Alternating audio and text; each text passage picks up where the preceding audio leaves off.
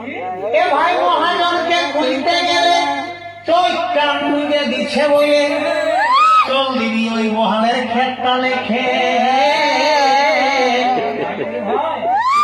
ওই ক্ষেতটা জমি লেখে দিতে থাকে কইব কি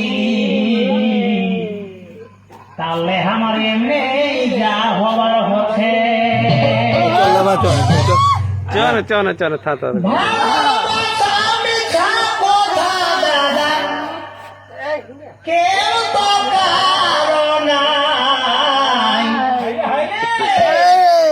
ভালোবাসা মিঠা কথা দাদা